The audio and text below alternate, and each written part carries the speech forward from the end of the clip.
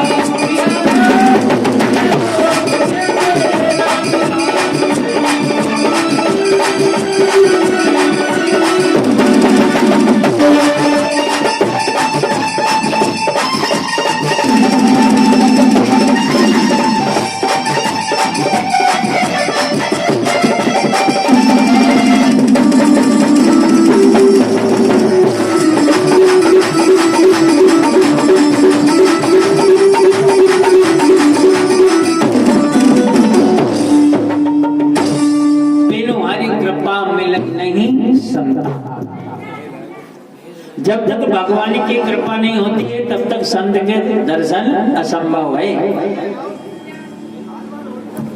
तो जिस दिन जीवन में संत के दर्शन हो जाए, भागवत कथा सुनने का सौभाग्य मिल जाए, समझ लेना भगवान की अति कृपा है हमारे लिए, अति कृपा। आत्मदेव ने भी संत को देखा, और यही आत्मदेव ने संत को देखा तो आत्मदेव ने संत को प्रणाम किया, रोना प्रारंभ कर दिया। तो संत का हृदय द्रवित हो गया। संत ने पूछा, बताओ ब्राह्मण देवता, तुम क्यों रो रहे हो? कथम रोदसी विप्रत्वं काते चिंता बलीयसी, वदतं सत्वरं मह्यं स्वस्य दुःखस्य कारणम्। बताओ पंडित जी क्यों रो रहे हो? अपने रोने का कारण बताओ। संत के पास जब भी जाओ तो दोनों चीजें बताओ। चाहे संत के पास जाओ चाहे गुरु के पास जाओ, दोनों चीजें बताओ। सुख भी बताओ, दुख भी बताओ। ऐसी बात नहीं है केवल दुख ही दुख बताओ, सुख छुपा लो, या सुख ही सुख बता डालो, दुख मत छुपा लो। क्योंकि दो व्यक्ति ऐसे हैं वो तुम्हारे जीवन की पूरी दिनचर्या ही बदलने में समर्थ है। या तो गुरु से बताओ या तो संत से बताओ।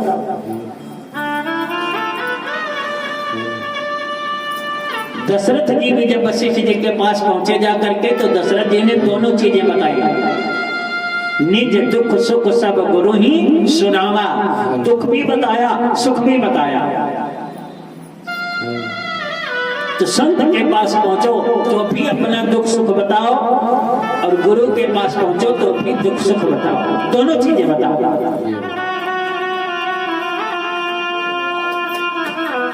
आत्मदेव ने यही रोना प्रारंभ किया तो संत ने पूछा, बताओ स्वस्य दुःखस्य कारण, अपने दुख का कारण बताओ, क्यों रो रहे हो? संत ने मन में विचार किया, ये ब्राह्मण जंगल में रो रहा है, जरूर भगवान के लिए रो रहा होगा। संत ने मन में विचार किया, चलो हमारा बिरादरी वाला हमको जंगल में मिल गया। संत ने पूछा, अपने दुख का कारण बताओ। तो आत्मदेव ने हाथ जोड़ करके निवेदन किया, गुरुदेव हे संत भगवान, हमारे संतान नहीं थे, मैं संतान के लिए रो रहा हूं, मेरे कोई पुत्र नहीं है। तो संत ने अपना सर पकड़ लिया, हे भगवान जंगल में रोने आए हो संतान के लिए? अरे जंगल में जो रोता है वो भगवान के लिए रोता है, तुम संतान के लिए रो। आत्मदेव ने कहा संत भगवान कुछ भी कह लो, मैं इतना अभागा हूं, पाल्यते यमया धेनो सावंध्या सर्वथा भवेत। मेरे स्वयं संतान नहीं है, इसका कोई कष्ट नहीं है, ये अपनी किस्मत। लेकिन अभागा इतना हूं, जिस गाय को मैं अपने दरवाजे पर लेकर के बांध देता हूं, वो गाय भी बांझ निकल जाती है। पाल्यते यमया धेनु सा वंध्या सर्वथा भवेत्, बांझ निकल जाती है, गाय भी हमारे दरवाजे पर बच्चे को जन्म नहीं देती है। यो मया रोपितो वृक्षा सोपि बंध्यामाश्रयेत्, अगर फल वाला वृक्ष भी दरवाजे पर लगा देता हूं तो सारे वृक्षों में फल आते हैं, लेकिन मेरे दरवाजे पर जो पेड़ लगता है उसमें फल नहीं आते। इतना बड़ा भागा। और संत भगवान, हमने सुना है कि जो काम भगवान नहीं कर पाते हैं वो संत कर देता है। जो भगवान नहीं कर पाए वो संत कर देते हैं। मैं आपकी शरण में हूं, आप मेरी रक्षा कर, मुझको संतान दे दो। केवल संतान लेने आया हूं। संत ने देखा ये तो पीछे पड़ गया, तो संत ने कहा ठीक है तुमको संतान चाहिए, लेकिन एक मिनट रुको जरा, मैं तुम्हारा प्रारब्ध देखूं, भाग्य कैसा था, तब तो संतान दो। संत ने आत्मदेव का प्रारब्ध देखा, भाग्य देखे, नेत्र खोल करके बताया, सुन विप्रमया तेद्य प्रारब्धम तु विलोकितम सप्त जन्मावधि तव पुत्रो नैव च नैव च। पंडित जी, मैंने तुम्हारा भाग्य देखा, अब तुम एक जन्म में पुत्र की आशा कर रहे हो। महाराज जी, अरे मैंने तुम्हारा भाग्य देखा है, तुम्हारे भाग्य में 7 जन्मों तक संतान का कोई योग नहीं है, 7 जन्मों तक निर्वंशी रहोगे। और जो ही आत्मदेव ने इतना सुना तो आत्मदेव ने संत के चरणों में अपना मस्तक पटकना प्रारंभ कर दिया। नहीं संत भगवान, आपकी अगर कृपा हो जाए तो हमको संतान अवश्य प्राप्त हो सकती है, संतान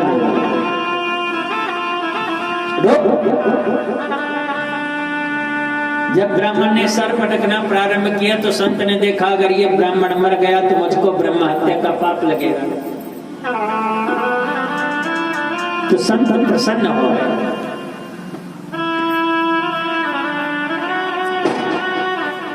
वास्तव में सत्य है, जो भगवान नहीं कर पाए वो संत कर गए। संतों के पास एक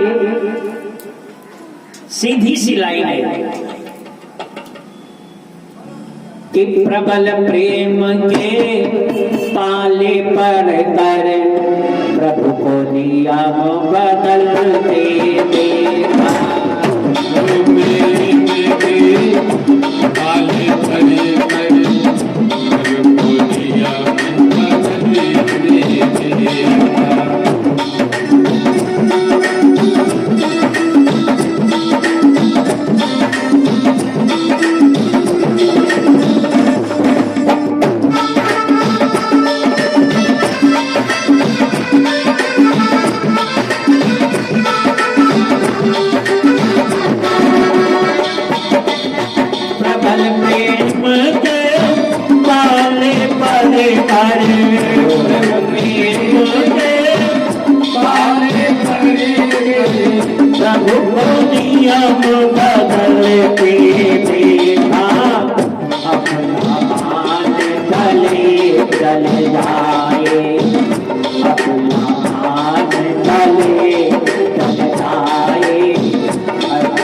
बात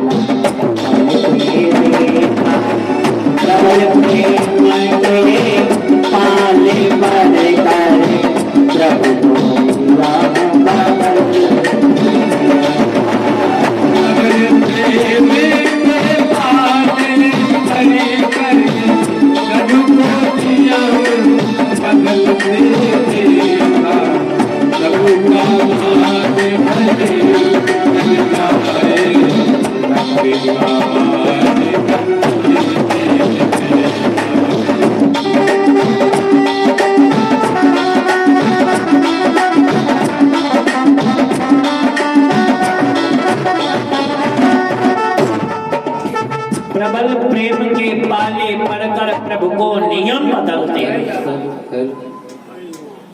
जो भगवान नहीं कर पाए वो भक्त कर गए। यही आत्मदेव ने रोना प्रारंभ किया, सर पटकना प्रारंभ किया, तो संत भगवान को दया आ गई। संत भगवान ने एक फल उठाया और फल आत्मदेव की झोली में डाल दिया। जाओ पंडित जी, ये फल ले जा करके तुम अपनी पत्नी को खिलाओ। भगवान की कृपा से तुमको संतान अवश्य प्राप्त होगी। संत का आशीर्वाद मिल गया, और जो ही संत का आशीर्वाद मिला तो आत्मदेव बड़े प्रसन्न भरे। प्रसन्नता के साथ में घर पहुंचे, आवाज लगाई धुंधली। धुंधली ने मन में विचार किया तो मेरे पति की आवाज है। तो धुंधली ने मन में विचार किया ये तो मरने गए थे, जिंदा कैसे वापस आ गए। धुंधली ने देखा, धुंधली ने पूछा क्यों स्वामी आप तो मरने गए थे जंगल में, वापस कैसे आ गए। आत्मदेव ने अपना सर पकड़ लिया, इसी भी पत्नी पड़ी है संसार में जो अपने पति के मरने का इंतजार कर। आत्मदेव ने कहा मैं मरने तो गया था, लेकिन जंगल में एक संत भगवान के दर्शन हो गए। संत भगवान ने हमको फल दिया, धुंधली तुम इस फल को खा लो। धुंधली ने पूछा इस फल को खाने से क्या होगा। बोले अगर फल खा लोगी तो तुमको संतान प्राप्त होगा। संत ने दिया है, खा लो। तो धुंधली ने अपना सर पकड़ लिया। आत्मदेव से कहा पंडित जी तुम बहुत भोले हो, क्या कहीं फल खाने से संतान प्राप्त होती है। और जिस दिन फल खाने से संतान प्राप्त हो जाएगी उस दिन सारे संसार के हॉस्पिटल बंद हो जाएंगे, डॉक्टर भूखे मरने लगेंगे। भाई फल खा लो, बच्चा पैदा, डॉक्टर की क्या जरूरत है।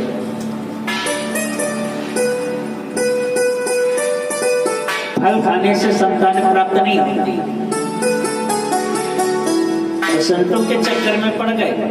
पंडित जी तुम बहुत भोले हो, ये संत बड़े आडंबरी होते हैं, पता नहीं कैसा फल दे दिया हो। आत्मदेव ने कहा तू तर्क मत कर, मैं फल आया हूं तो फल खा। अगर संतान हो जाएगी तो ठीक, नहीं हुई तो ठीक, लेकिन तू फल खा ले। धुंधली ने कहा ठीक है पंडित जी, मैं अभी घर का काम कर रही हूँ, फल आप रख दो, जब गृह कार्य से मुक्ति मिलेगी तो फल खा लूंगी। आत्मदेव ने फल धर दिया। आत्मदेव काम करने चले गए। धुंधली घर के कार्य से जब निवृत्त हुई तो फल लेकर के बैठी और चिंता करने लगी। तब तक एक पड़ोसन आ गई। पड़ोसन ने धुंधली को जब परेशान देखा तो पड़ोसन ने धुंधली से पूछा क्यों बहन बड़ी परेशान हो, क्या हुआ। तो धुंधली ने कहा बहन तुम सही समय से आई। क्या हुआ। बोले हमारे पंडित जी जंगल में मरने गए थे, मरे तो नहीं, वहां पर कोई संत भगवान मिल गए। संत भगवान ने एक फल दिया है कि आप फल खा लो तो संतान प्राप्त हो जाएगी। पड़ोसन ने कहा ये तो बहुत अच्छी बात है, तेरी कोई संतान है भी नहीं, फल खा ले एक संतान हो जाएगी। तो धुंधली ने तर्क दिया क्या कि फल भक्षेण गर्भस्यात् गर्भेणोदर प्रथिता। हमने सुना है कि जो मां गर्भवती होती है उसका पेट बढ़ जाता है। अगर मैं तुम्हारे कहने से फल खाऊंगी तो गर्भ धारण होगा। फल भक्षेण गर्भस्यात् गर्भे उदर प्रथिता स्वल्प भक्षम ततो शक्तिर गृह कार्यम कथा भवेत्। अगर मैंने फल खा लिया तो गर्भ धारण होगा, गर्भ धारण होगा तो पेट बढ़ेगा। और जो मैंने सुना है जो माँ गर्भवती होती है वो भोजन कम करती है, भोजन कम करती है। और अगर मेरे गर्भ धारण हो गया और मैंने कम भोजन करना शुरू किया तो कमजोरी आ जाएगी। और अगर कमजोरी आ गई तो घर का काम कौन करेगा? गृह कार्यम तथा भवेत्, घर का काम कौन करेगा? नौकरानी तो है नहीं। तो पड़ोसन ने कहा तू अपनी ननद को बुला ले, जब तक बच्चा न हो जाए तब तक नंद को बुला लो, नंद से काम करवा लेना। धुंधली ने कहा बहन तुम नहीं जानती हो, हमारी जो नंद है ना वो बहुत चुपती है, घर का काम कम करेगी, हमारे घर का जो सोना चांदी है ना अपने घर सप्लाई करेगी, उसको तो कतई नहीं बुलाऊंगी। तो पड़ोसन ने कहा कोई बात नहीं, तो उसको मत बुला, मैं हूं ना, मैं तेरी देख रेख करूंगी। तो धुंधली ने दूसरा तर्क दिया। धुंधली ने कहा बहन हमने सुना है कि जो माँ गर्भवती हो उसको ज्यादा तेज दौड़ना नहीं चाहिए, भागना नहीं चाहिए, धीरे धीरे कदम रखना चाहिए। तो पड़ोसन ने पूछा तुझको बंसी मैराथन दौड़ में कंपटीशन बीट करना है? घर में ही तो रहना है, धीरे धीरे चलना, दौड़ने की क्या जरूरत? तो धुंधली ने कहा बहन तुम तो कहती हो, लेकिन मान लो रात के 12 बजे घर में आग लग जाए तो? रात के 12 बजे अगर घर में आग लग जाएगी, बोलो भागना पड़ेगा नहीं भागना पड़ेगा? पड़ोसन ने कहा तू क्या उल्टी सीधी बातें सोच रही है? अरे कहाँ आग लग रही है, कुछ आग नहीं लगेगी, तू फल खा। तो धुंधली ने तीसरा तर्क दिया, कहा बहन हमने सुना है कि कुछ बच्चे अपनी मां के गर्भ में 11-11 वर्ष तक रहते हैं। वैसे 9 महीने तक तो स्वाभाविक है सब रहते हैं, लेकिन कुछ बच्चे अपनी मां के गर्भ में 11 वर्ष तक रहे। मान लो कहीं हमारा बच्चा 11 वर्ष तक पेट में रहा तो हमारा तो कल्याण हो जाएगा, हमारी तो पूर्णाहुति हो जाएगी। 11 वर्ष तक केवल सुखदेव जी महाराज रहे हैं व्यास पत्नी के गर्भ में। तो पड़ोसन ने कहा तू तेरा जो मन है भैया वो कर, तू जाने तेरा काम करना, मैं जा रहा। पड़ोसन भी अपना सर पीट करके बाहर निकल गई। बात धुंधली की समझ में नहीं आई, क्योंकि उपदेशो ही मूर्खाणाम प्रकोपाय न शांतये। मूर्ख व्यक्ति को चाहे जितना समझाओ लेकिन समझ में नहीं आता है। तुलसी जस भवतव्यता तैसी मिलई सहाय, और आप न आवता ही पैता ही तहाँ ले जाए। मूर्ख व्यक्ति को चाहे जितना समझाए समझ में नहीं आएगा। पड़ोसन तो चली गई, और जे ही पड़ोसन गई तब तक धुंधली की बहन का आगमन हो गया। और जे ही धुंधली की बहन का आगमन हुआ, धुंधली ने देखा बहन तुम सही समय से आई हो, अब ठीक है। तो धुंधली की बहन ने कहा बहन बड़ी परेशान हो, बात क्या है? धुंधली ने कहा बहन क्या बताए, हमारे पति जंगल में मरने गए थे, मरे तो नहीं, वहां संत भगवान मिल गए, संत भगवान ने प्रसाद दिया है, फल कहा है खा लो, तुमको संतान मिल जाएगी। और मैं गर्भ धारण नहीं करना चाहती हूँ, संतान प्रसव नहीं करना चाहती हूँ, कोई उपाय बताओ। तो धुंधली की बहन यही चाहती थी कि ये प्रसव न करे, बच्चे को जन्म न दे, क्योंकि इसके घर की जितनी भी संपत्ति है, धन है, वो हमारा हो जाए। तो धुंधली की बहन ने कहा बहन तुम फल कतई मत खा, हो सकता है फल में कोई सम्मोहन हो, कुछ भी फल कर सकता है, ये फल मत खाओ, तो चिंता मत कर, तेरे पंडित जी को संतान चाहिए ना, तो मेरे गर्भ है,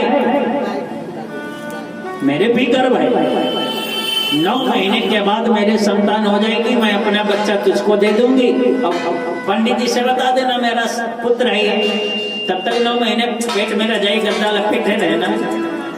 अब पंडित जी को क्या मालूम गद्दा बंद की वास्तव में गर्भ ही रुका हुआ है। तो धुंधली ने कहा फिर इस फल का क्या करें? तो धुंधली की बहन ने कहा तेरे दरवाजे पर एक गाय भी तो बंधी है ना। ये बहन उस गाय ने भी बच्चे को आज तक जन्म नहीं दिया, तो ऐसा कर, ये तो संत का फल है ना, ये गाय को खिला। इससे ये पता चल जाएगा अगर ये फल सही है तो गाय भी बच्चे को जन्म देगी, अगर ये फल झूठा है तो संत की कोल पट्टी खुल जाएगी। गाय को खिला। ये बात धुंधली की समझ में आ गई। फल किसके लिए आया था? धुंधली के लिए। खा कौन रहा है? गाय। इसीलिए तो हम कहा करते हैं कि किस्मत में जो बताना, अरे किस्मत में जो बताना तो भगवान क्या करे।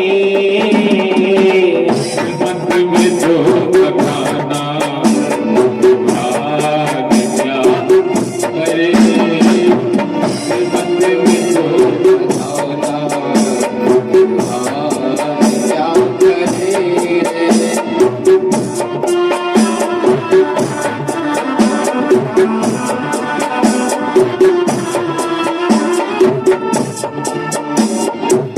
किस्मत में जो बताना भगवान क्या करे।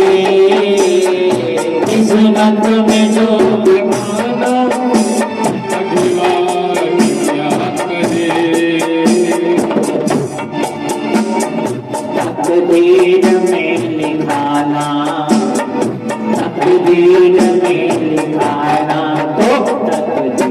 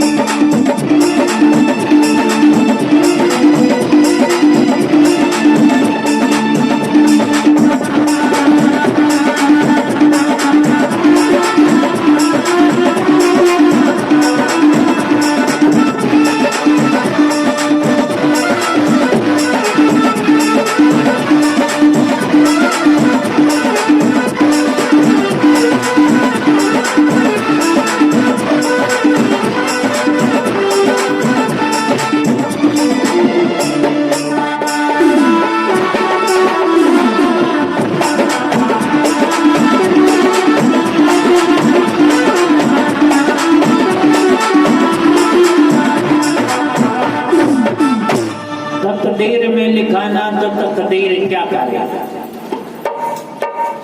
फल आया धुंधली के लिए, लेकिन खाया किसने? गाय ने। धुंधली की बहन ने फल गाय को खिलवाया। समय का चक्र चलता रहा। 9 महीने के बाद धुंधली की बहन ने पुत्र को जन्म दिया। पुत्र लेकर के आई, धुंधली को दे दिया। बत्नी जी से बता देना ये मेरी संतान है। धुंधली ने पुत्र आत्मदेव को दिया। महाराज ये मेरे गर्भ से पुत्र पैदा हुआ है, आपकी संतान है, नामकरण करो। तो धुंधली ने कहा कि तुम 9 महीने मैंने पेट में रखा, इसलिए मुझसे मिलता जुलता नाम होना चाहिए मेरे पुत्र का।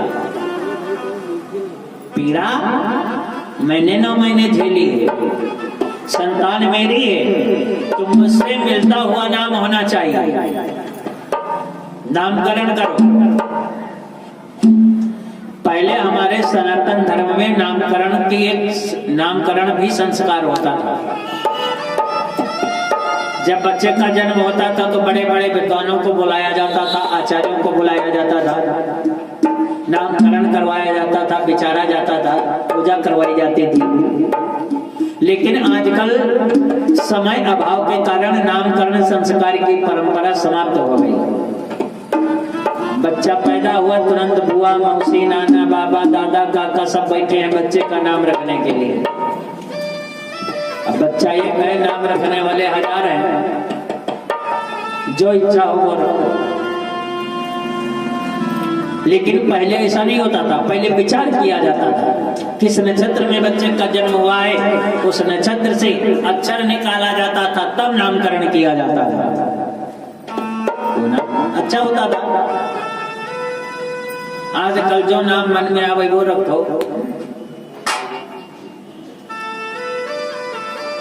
तो धुंधली ने कहा मैंने 9 महीने गर्भ में रखा, मुझसे मिलजुल का नाम होना चाहिए।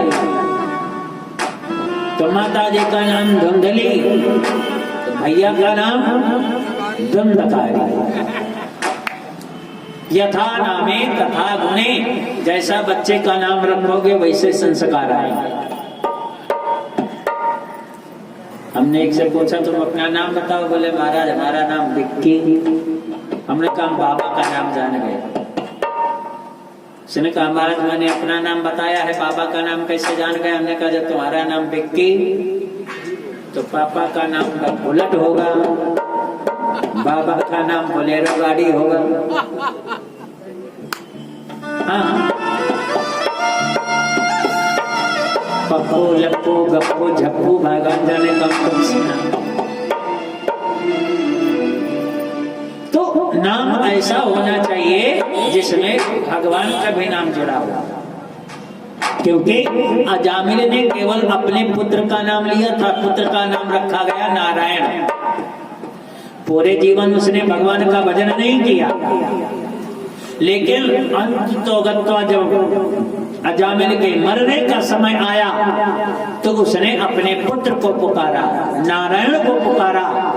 लेकिन भगवान ने बहाना बना लिया, नारायण तो मेरा नाम है। तो ऐसा नाम रखो जिसमें भगवान का नाम है। हो सकता है अंतिम समय में तुम अपने पुत्र को ही पुकार दो, और उसमें अगर भगवान का नाम होगा तो भगवान बहाना बना सकते हैं, उद्धार कर सकते हैं। माँ का नाम धुंधली तो बच्चे का नाम धुंधकारी रखा गया। और जब धुंधकारी नाम रखा गया 3 महीने के बाद त्रिमासे निर्गते चाथ सधेनु सुशुभेर भकन। 3 महीने के बाद गाय ने भी बच्चे को जन्म दिया। अब गाय ने जब बच्चे को जन्म दिया तो गाय का बच्चा कैसा है? बोले सर्वांगम सुंदरम दिव्यम निर्मलम कनक प्रभा। अच्छा, गाय जब बच्चे को जन्म देती है तो देखो कितना अच्छा लगता है, सुंदर। सर्वांगम सुंदरम दिव्यम निर्मलम कनक प्रभा। सुंदर तो है ही है, और सुंदर तो आजकल सब हो सकते हैं, सुंदर सब हो सकते हैं। अब मान लो किसी कारणवश आप सुंदर नहीं हो तो 3 महीने ब्यूटी पार्लर चले जाओ। हाँ, अगर सुंदर नहीं हो तो 3 महीने ब्यूटी पार्लर चले जाओ, सुंदर बना दिया जाओगे।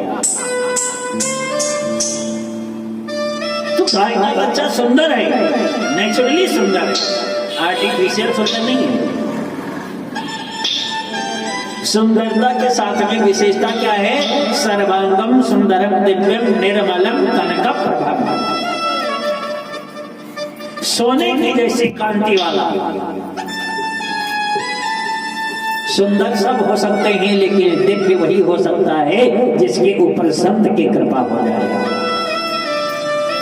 तो गाय का बच्चा सुंदर भी है, दिव्य भी है, सोने की कांति वाला है। 3 महीने के बाद जब गाय ने बच्चे को जन्म दिया, चूंकि गाय के गर्भ से बच्चे का जन्म हुआ है, इसलिए सारा शरीर तो मानव का है, लेकिन बच्चे के कान जो है वो गाय के बछड़े जैसे है। इसीलिए बच्चे का जब नामकरण किया गया तो बच्चे का नाम गोकर्ण रखा गया।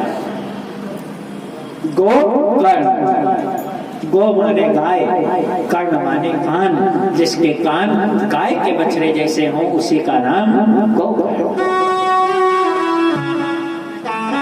दोनों बच्चे बड़े होने लगे, 5-5 वर्ष के हुए, और जब 5 वर्ष के हुए तो दोनों के अंदर संस्कार पड़ने लगे। अब गोकर्ण गाय के गर्भ से जन्मा है, संत की कृपा है गोकर्ण के ऊपर। तो गोकर्णो पंडितो ज्ञानी अदंडकारी महाकलह। गोकर्ण पंडित है, ज्ञानी, तो दंडकारी महाकलह, बहुत दुष्ट है। एक बार पार्वती जी ने भोलेनाथ से प्रश्न किया, बाबा एक बात बताओ, त्रेता में राक्षस हुए, द्वापर में राक्षस हुए, सतयुग में राक्षस हुए, तो क्या कलयुग में राक्षस नहीं होंगे? भोले बाबा हंस पड़े, कहने लगे दीदी क्या बात करती हो? अरे कलयुग में तो राक्षसों की पूरी सेनाएं होंगी। तो पार्वती जी ने कहा, बाबा बताओ राक्षसों की पहचान कैसे की जाएगी? क्या सींग होगी, पूंछ होगी, या आधार कार्ड स्पेशल बना होगा कि हम राक्षस हैं? क्या पहचान होगी? तो बाबा जी ने कहा, न उनके सींग होगी न पूंछ होगी, केवल लक्षण होंगे राक्षसों वाले। तो पार्वती जी ने कहा, बाबा लक्षण कौन कौन है? तो शिव जी बता रहे हैं राक्षसों के लक्षण, जरा ध्यान से सुनिए। और अगर एक भी लक्षण आप में मिल रहा हो तो समझ लेना आप कौन हो, हम नहीं कहेंगे। अगर एक भी लक्षण मिल रहा हो तो आप खुद समझ लेना कि आप किस श्रेणी के हैं, हम नहीं कहेंगे। पहला लक्षण बाबा बता रहे हैं,